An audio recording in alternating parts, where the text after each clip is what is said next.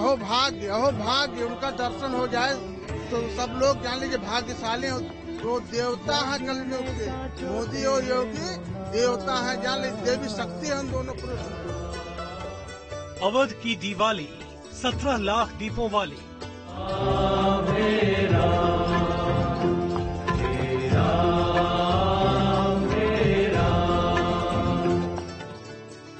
अयोध्या में अभूतपूर्व दीपोत्सव की तैयारी।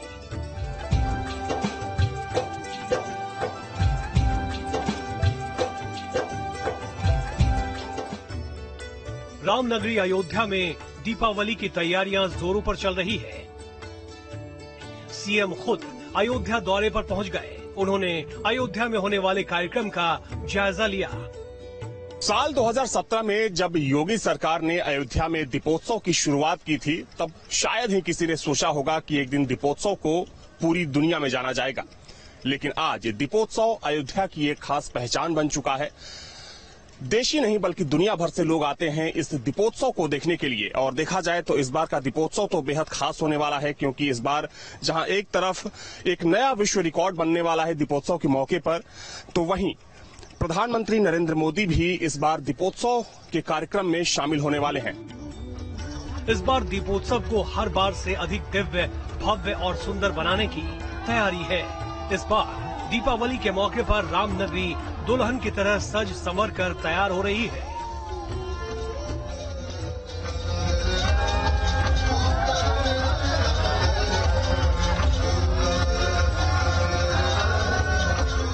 हर साल यहां पर एक नया विश्व रिकॉर्ड कायम किया जाता है, क्योंकि पिछली बार तकरीबन 10 लाख दिए जलाकर यहां पर एक नया वर्ल्ड रिकॉर्ड बनाया गया था। लेकिन उसी वर्ल्ड रिकॉर्ड को एक बार फिर से दीपोत्सव में तोड़ने की तैयारी है, क्योंकि इस बार 15 लाख दिए जलाए जाएंगे।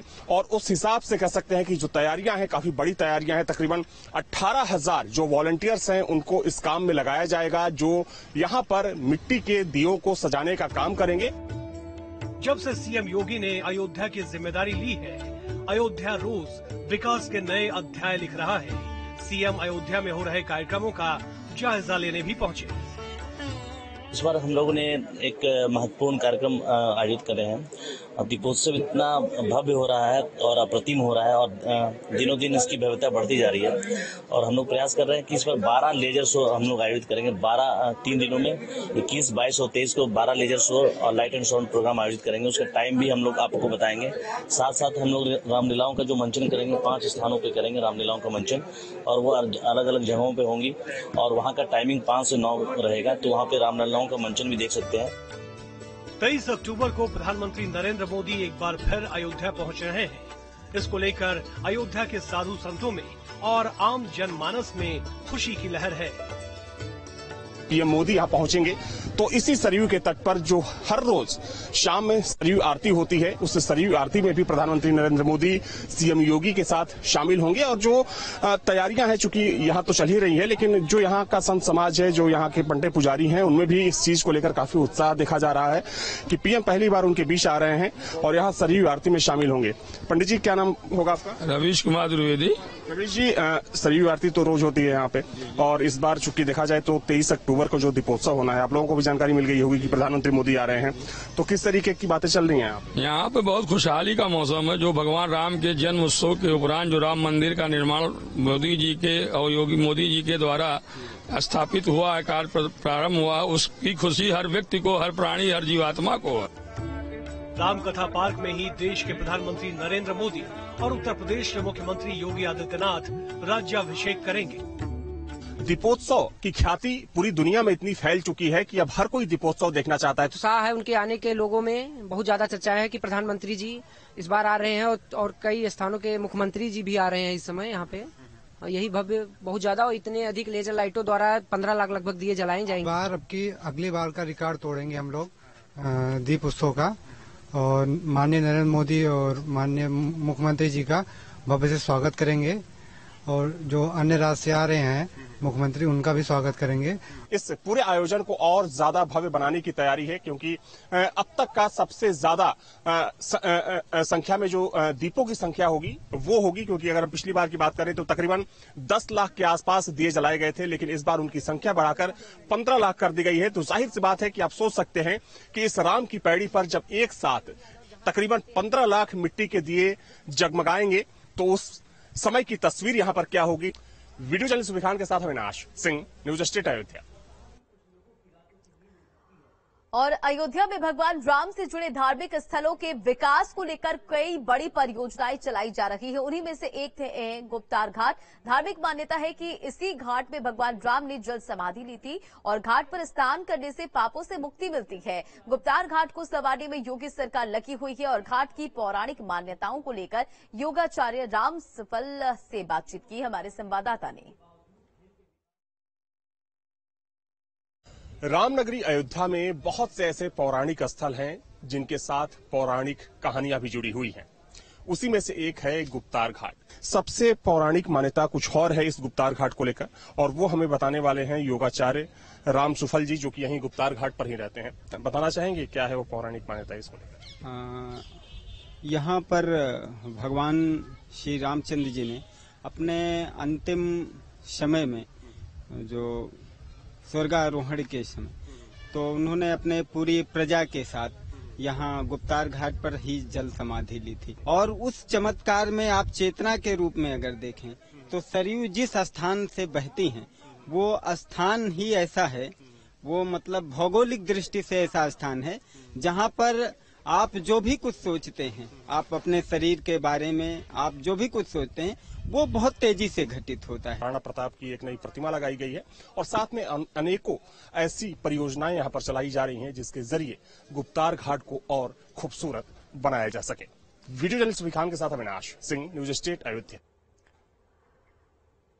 दीपोत्सव में अंतर्राष्ट्रीय स्तर का लेजर शो किया जाएगा। 12 लेजर शो किए जाएंगे और दीपोत्सव के दिन मुख्य कार्यक्रम के बाद श्रद्धालुओं के लिए भव्य लेजर शो का आयोजन किया जाएगा। और अयोध्या के जिलाधिकारी ने न्यूज स्ट्रीट पर दीपोत्सव को लेकर क्या कुछ तैयारियों के बारे में कहा है, सुनिए।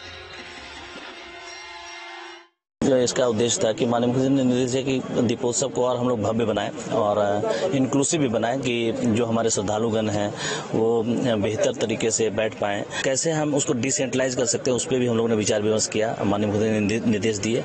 जो इस बार जो हम लोगों ने जो कार्यक्रम है वो सबसे हम लोग व्यापक कर रहे हैं कि जो लाइट एंड साउंड जो प्रोग्राम है हमारा वो 1200 आयोजित करने जा रहे हैं। जो मुख्य कार्यक्रम होगा उसके बाद भी हम लाइट एंड साउंड प्रोग्राम करेंगे कि ज्यादा से ज्यादा लोग उसको देख पाएंगे, क्योंकि इंटरनेशनल लेवल का लाइट एंड साउंड प्रोग्राम होगा। और उसमें जो रामलीलाओं का मंचन है वो हम लोग 7 प्लेस में करने जा रहे हैं और रामलीलाओं के मंचन में विदेशी मेहमान भी आ रहे हैं, हमारे कलाकार भी आ रहे हैं।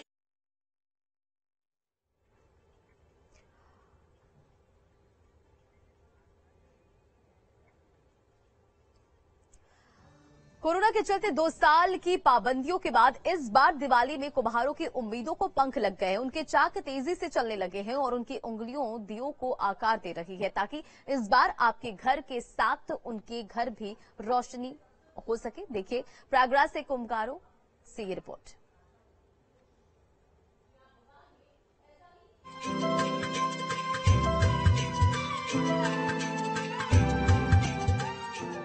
आओ फिर से दिया जलाएं, भरी दोपहरी में अंधियारा, सूरज पर छाई से हारा, अंतरतम का नेह निचोड़ें, बुझी हुई बाती सुलगाएं, आओ फिर से दिया जलाएं।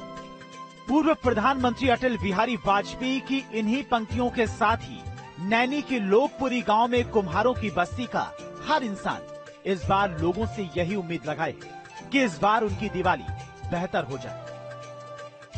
2 साल से चलते हुए कोरोना के कारण हम लोगों ने बना नहीं पाए। इस साल हमको उम्मीद है हम ये दिवाली बना सकते हैं।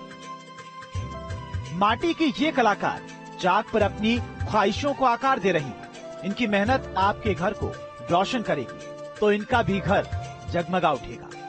हाँ, इस बार लग रहा है कि हम लोग का दिवाली बिक जाएगा, क्योंकि कोरोना वायरस इस बार नहीं है, लॉकडाउन नहीं लगा है, तो लग रहा है दीपावली अच्छी बीत जाएगी। सरकारी योजनाओं से मिले इलेक्ट्रिक चाक ने इनका काम आसान कर दिया है। इस बार ऑर्डर भी मिल रहे हैं। 2 साल से अब की जो अधिक बन रहा है, और बिक्री भी, हमारा ऑर्डर भी है। अब कोरोना कारण 2 साल हमारा बिक्री नहीं हो पाया। हाँ, खरीदार बराबर मिल रहे हैं, हमारा भी ऑर्डर भी है। 2 साल कोरोना की मायूसी के बाद इस बार दिवाली से कुम्हारों को खास उम्मीद है और आपसे गुजारिश भी कि दीपावली लोग जो चाइनीज वाले हैं वो अपना धंधा बंद करें, हमारे लोगों की दीपावली का दिया भी जले। लेकिन ये सब लोग कहाँ सोच रहे हैं, वही चाइनीज वाला माल सब आया है, सब लोग सप्लाई करके चला रहे हैं। काशी, अयोध्या और प्रयागराज में बढ़ते दीपोत्सव के कारण इन कुम्हारों की जिंदगी में भी उजियारी की उम्मीद जगी है। तो पूरी रफ्तार से चाक जो है वो दौड़ रही है और उम्मीद ये है कि इस बार की दीपावली जो है वो आम लोगों के साथ साथ इन कुम्हारों के लिए भी अच्छी होगी, शुभ होगी। प्रयागराज से वीडियो जर्नलिस्ट विवेक श्रीवास्तव के साथ मानवेंद्र प्रताप सिंह, न्यूज स्टेट, उत्तर प्रदेश। दीपावली में दियों का काफी महत्व होता है, लेकिन लगातार बढ़ रहे मिट्टी के दामों ने कुम्हार की कमर तोड़ रखी है। कानपुर के कुम्हारों का हाल भी कुछ ऐसा ही है। साल में एक बार आने वाले त्योहार दीपावली में दियों की डिमांड को बढ़ तो रही है, लेकिन चीन से आने वाले दिए भी कुम्हार के लिए एक चुनौती है। बावजूद दीपावली कुम्हारों ने हालात बेहतर होने की आस लिए चाक की रफ्तार बढ़ा दी है। हालांकि मुनाफा ना होने के चलते ज्यादातर कुम्हारों ने इस रोजगार को विराम दे दिया है, लेकिन कुछ पीढ़ियां आज भी परंपरागत रोजगार को बचाए हुए हैं।